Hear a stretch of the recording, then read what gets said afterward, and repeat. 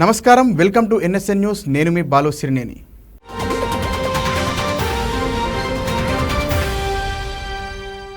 దొంగలు పరిగెత్తడం, వారిని పట్టుకోవడానికి పోలీసులు వెంటాడడం సాధారణమే. లంచం తీసుకున్న ఒక పోలీస్ ఇన్స్పెక్టర్ ఏసీబీ అధికారులను చూసి నడి రోడ్డుపై పరిగెత్తగా వారు వెంటాడి పట్టుకున్న సంఘటన హైదరాబాద్లో చోటు చేసుకుంది. ఈ తతంగమంతా ఓ సినిమాను తలపించింది. బోయిన్పల్లికి చెందిన కన్సల్టెంట్ మణిరంగస్వామి అయ్యర్ వ్యాపార విస్తరణ సలహాలిస్తానంటూ తనను లక్షల్లో మోసం చేశాడని అల్వాలకు చెందిన ఫార్మా వ్యాపారి సివిఎస్ సత్యప్రసాద్ సిసిఎస్లో ఫిర్యాదు చేశాడు. బాధితుడి ఫిర్యాదుతో కేసు నమోదైంది. ఈఓడబ్ల్యూ టీమ్ 7 ఇన్స్పెక్టర్గా విధులు నిర్వహిస్తున్న చామకూరి సుధాకర్ దర్యాప్తు చేస్తున్నాడు. కేసు మాఫీ చేయాలని నిందితుడు మణిరంగస్వామి సుధాకర్ను కలిశాడు. ఇన్స్పెక్టర్ 15 లక్షల లంచం డిమాండ్ చేసి అడ్వాన్స్గా గతంలో 5 లక్షలు తీసుకున్నాడు. బేరసారాల అనంతరం మరో 3 లక్షలు ఇవ్వడానికి ఒప్పందం కుదిరింది. ఇద్దరి మధ్య కుదిరిన అవగాహన ఒప్పందంతో గురువారం సాయంత్రం సమయంలో మణిరంగస్వామి సిసిఎస్ కార్యాలయం ఎదురుగా ఉండే పార్కింగ్ వద్దకు చేరుకున్నాడు. పార్కింగ్ ప్రదేశం వద్ద సుధాకర్ను కలుసుకున్న మణిరంగస్వామి 3 లక్షలు ఇచ్చాడు. ఈలోపు తన వైపు వస్తున్న కొందరు వ్యక్తులను ఏసీబీ అధికారులను గుర్తించిన సుధాకర్ డబ్బున్న బ్యాగును అక్కడే వదిలేసి నడి రోడ్డుపై పరిగెత్తాడు. పరిగెత్తిన సుధాకర్ను ఏసీబీ ఇన్స్పెక్టర్ సతీష్, 3 కానిస్టేబుళ్లు వెంటాడి పట్టుకున్నారు. డబ్బు సంచిని స్వాధీనం చేసుకున్న ఏసీబీ అధికారులు సుధాకర్ చేతుల్ని పరీక్షించగా పాజిటివ్ వచ్చింది. సుధాకర్ను అరెస్టు చేసిన ఏసీబీ అధికారులు నాంపల్లిలోని ఏసీబీ కోర్టుకు తరలించారు. విచారణ చేపట్టిన న్యాయమూర్తి నేరస్తుడైన ఇన్స్పెక్టర్ సుధాకర్కు రిమాండ్ విధించారు.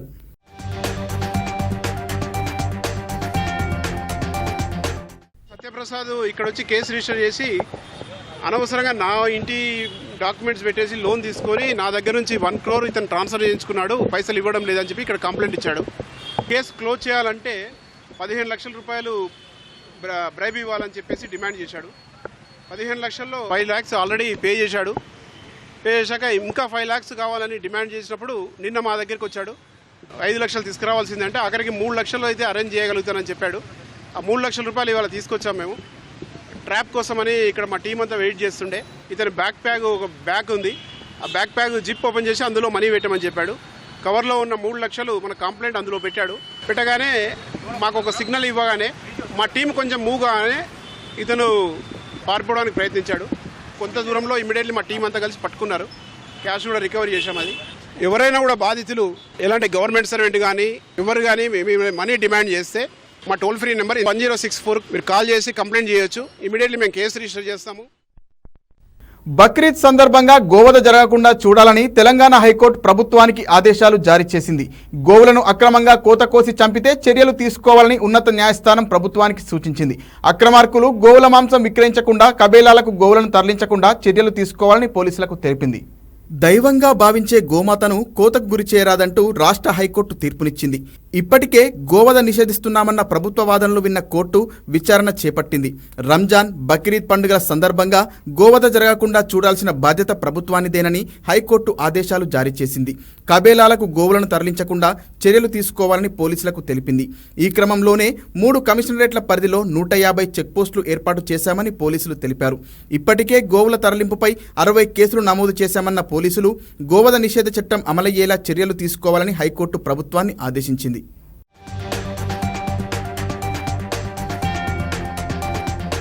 రాష్ట్రంలోని ఎస్సీ, ఎస్టీ సంక్షేమ గురుకుల సొసైటీల పరిధిలో పనిచేస్తున్న ఉద్యోగులు, ఉపాధ్యాయులను సంబంధిత సొసైటీలు బదిలీలు చేపట్టనున్నాయి.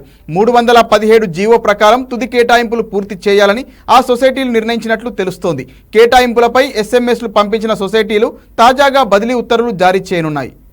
రాష్ట్ర వ్యాప్తంగా ఎస్సీ, ఎస్టీ సంక్షేమ గురుకుల సొసైటీల పరిధిలో పనిచేస్తున్న ఉద్యోగులు, ఉపాధ్యాయులను ప్రభుత్వం బదిలీ చేసేందుకు ఆయా సొసైటీలతో చర్చలు జరుపుతుంది. 317 జీవో ప్రకారం తుది కేటాయింపులు పూర్తి చేయాలని ఆ సొసైటీలు నిర్ణయించగా వారం రోజుల్లో బదిలీల ప్రక్రియ పూర్తి చేస్తామని లక్ష్యంగా పెట్టుకున్నాయి. ఎస్సీ, ఎస్టీ గురుకుల సొసైటీల పరిధిలో ఉద్యోగుల సమస్యలు, బదిలీలు, పదోన్నతులపై ఉద్యోగ సంఘాల నేతలతో సొసైటీల కార్యదర్శి కె సీతాలక్ష్మి, అదనపు కార్యదర్శి హనుమంత నాయక్ సమావేశమయ్యారు. సొసైటీలు గతంలోనే జీవో నెంబర్ 317 ప్రకారం ఉద్యోగుల కేటాయింపు పూర్తి చేశాయని, దీనిపై కొందరు అభ్యంతరం వ్యక్తం చేస్తూ న్యాయస్థానాన్ని ఆశ్రయించారని అధికారులు తెలిపారు. న్యాయస్థానం నుంచి ఆదేశాలు తెచ్చుకున్న ఉద్యోగులు, ఉపాధ్యాయులకు మినహా మిగతా వారికి తుది కేటాయింపులు చేస్తామన్నారు. తుది కేటాయింపులు పూర్తయిన తర్వాత జీవో నెంబర్ 317 అమలు వల్ల ఎవరికైనా ఇబ్బందులు ఉంటే మంత్రివర్గ ఉపసంఘం వద్ద తమ అభ్యంతరాలు నమోదు చేయాలని సూచించారు.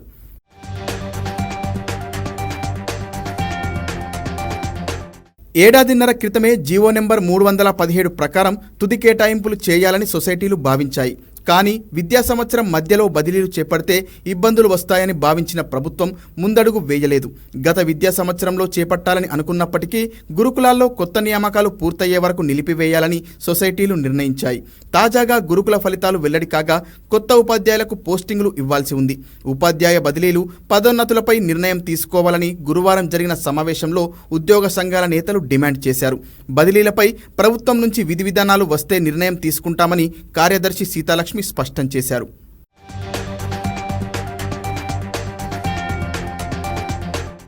మంచిర్యాల జిల్లా కేంద్రంలోని బెల్లంపల్లి చౌరస్తాకు సమీపంలో ఓ ఇంటి నిర్మాణం పనులు చేస్తుండగా గోడ కూలి 3 కూలీలు మృతి చెందారు. ఈ ఘటనలో ఒకరికి తీవ్ర గాయాలయ్యాయి. సంఘటన స్థలానికి చేరుకున్న రామగుండం పోలీస్ కమిషనర్ శ్రీనివాస్ ప్రమాదం జరిగిన స్థలాన్ని పరిశీలించారు. సంఘటనకు సంబంధించి పూర్తి స్థాయిలో దర్యాప్తు చేస్తామన్న సిపి ముందస్తు జాగ్రత్తలు తీసుకోకపోవడం కారణంగానే ప్రమాదం జరిగిందన్నారు.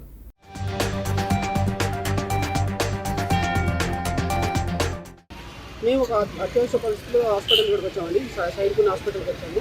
వచ్చేసరికి ఏమైందంటే మేము హాస్పిటల్ నుంచి బయటకు వచ్చే టైంలో ఇక్కడ పెద్ద సౌండ్ వచ్చి ఇట్లా పొగలు వెళ్ళినట్టు బయటకు వచ్చినట్టు ఏం చేసినట్టు పైనుంచి ఏమైనా కూలింగ్ అవుతుంది చెప్పి ఇమీడియట్గా వచ్చేసరికి ఏమైందంటే ఇక్కడ ఆ సైడ్కున్న గోడ మొత్తం కూలి కింద లేబర్ పడిపోయినారు. ఒక 3 ఏమో డైరెక్ట్ మాకు 2 కనబడ్డారు.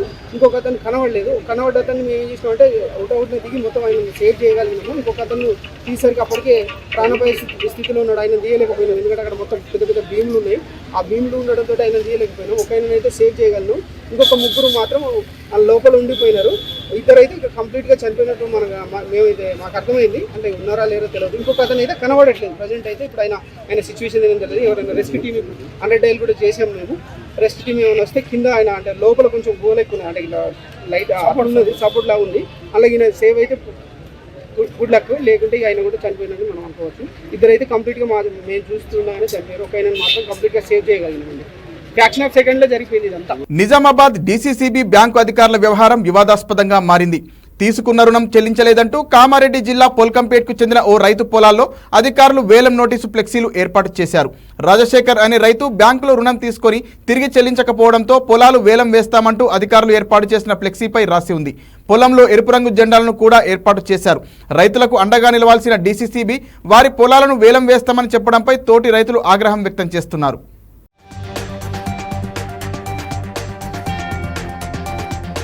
పెద్దపల్లి జిల్లాలో ఘోర అమానుషం చోటు చేసుకుంది.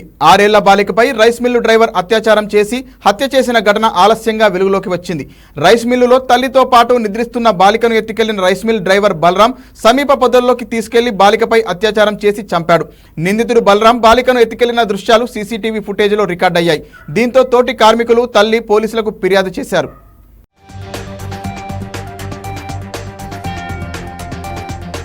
ఎన్నికల్లో ప్రచారంలో భాగంగా ఇచ్చిన హామీ ప్రకారం పింఛన్లను 4,000కు పెంచుతూ చంద్రబాబు సంతకం పెట్టారు. 2014-19 మధ్య టీడీపీ ప్రభుత్వం పింఛను పథకానికి పెట్టిన ఎన్టీఆర్ భరోసా అనే పేరునే ఇప్పుడు కూడా కొనసాగించనున్నారు. రాష్ట్రంలోని 65,39,000 మందికి పింఛన్లు ఇవ్వడానికి ప్రస్తుతం నెలకు 1,939 కోట్లు ఖర్చవుతుంది. పెంచిన పింఛను అమలుకు గాను జూలై నెలకు 4,408 కోట్లు ఖర్చు కానుంది. ఆగస్టు నుంచి నెలకు 2,758 కోట్లు అవసరం అవుతుంది. మొత్తంగా ఏడాదికి 33,099 కోట్లు వ్యయం కానున్నట్లు అధికారులు అంచనా వేశారు. పింఛను పెంచుతూ ప్రభుత్వం తీసుకున్న నిర్ణయంపై వృద్ధులు హర్షం వ్యక్తం చేస్తున్నారు.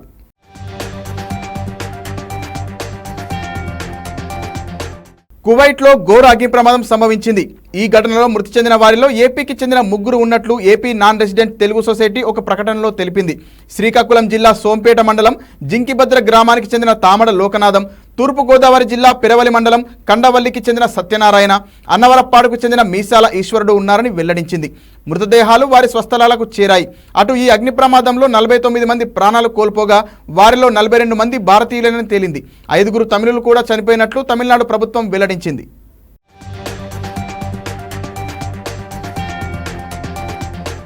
రష్యాతో యుద్ధంలో భీకరంగా పోరాడుతున్న ఉక్రెయిన్కు మరింత అండగా నిలిచేందుకు G7 దేశాలు ముందుకొచ్చాయి. ఈ దేశానికి 4.17 లక్షల కోట్ల రుణ ప్యాకేజీ అందించాలని నిర్ణయించాయి. వివిధ దేశాల్లో స్తంభింపజేసిన రష్యా ఆస్తుల నుంచి వచ్చే ఆదాయం, వడ్డీ నుంచి ఆ నిధులను సమకూర్చాలని తీర్మానించాయి. ఇటలీలో G7 శిఖరాగ్ర సదస్సు ప్రారంభమైన వేళ ఈ మేరకు కీలక పరిణామం చోటు చేసుకుంది. రష్యాపై ఆంక్షల కారణంగా ప్రస్తుతం ప్రపంచవ్యాప్తంగా పలు దేశాల్లో దాదాపు 21.72 లక్షల కోట్ల విలువైన ఆ దేశ ఆస్తులు స్తంభింపజేసి ఉన్నాయి. సాంకేతికంగా చట్టపరంగా సమస్యలు తలెత్తకుండా ఈ ఆస్తుల నుంచి నిధులు ఎలా సమకూర్చాలన్న దానిపై G7 దేశాలు విస్తృతంగా సమాలోచనలు జరపనున్నాయి. ఉక్రెయిన్పై యుద్ధానికి దిగి భారీ విధ్వంసం సృష్టించినందుకు రష్యా పరిహారం చెల్లించేదాకా ప్రస్తుతం స్తంభింపజేసిన ఈ దేశ ఆస్తులపై ఆంక్షలను తొలగించకూడదని అమెరికా, ఐరోపా దేశాలు నిర్ణయించాయి.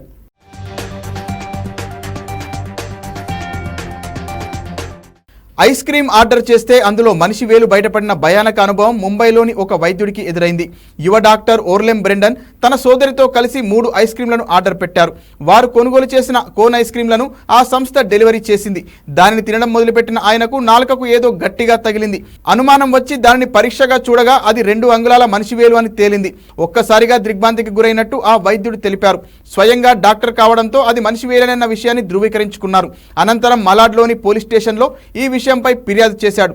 వెంటనే కేసు నమోదు చేసిన అధికారులు ఆ మనిషి వేలును ఫోరెన్సిక్ పరీక్షలకు పంపించారు. ఐస్ క్రీం తయారు చేసిన సంస్థ ప్రాంగణంలో కూడా తనిఖీలు నిర్వహిస్తామని చెప్పారు.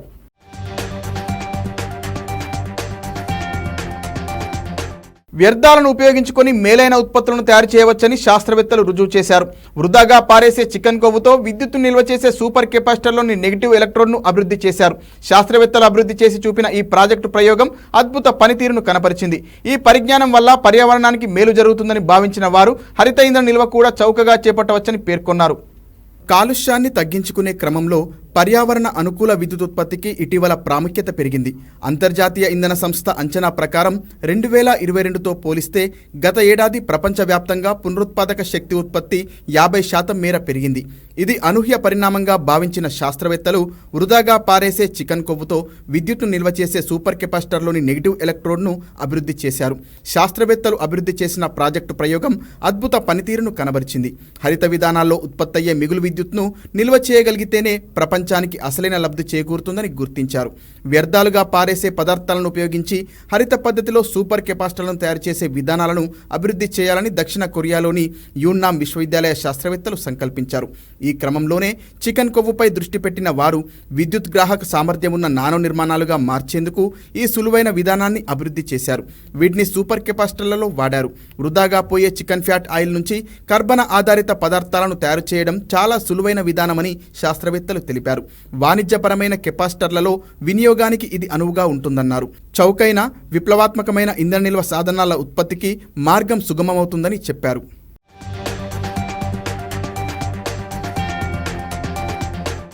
గత కొన్ని రోజులుగా పెరుగుతూ వస్తున్న పసిడి ధరలతో ఉక్కిరిబుక్కిరి అయిన బంగారం ప్రియులకు కాస్త ఊరట లభించింది.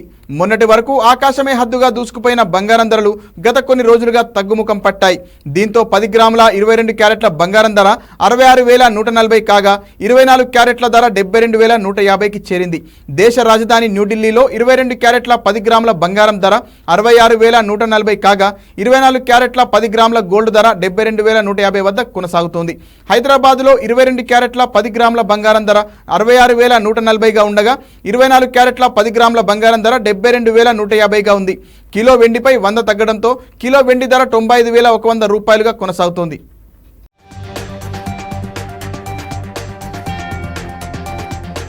మరిన్ని వార్తలతో మళ్ళీ కలుద్దాం. నమస్కారం.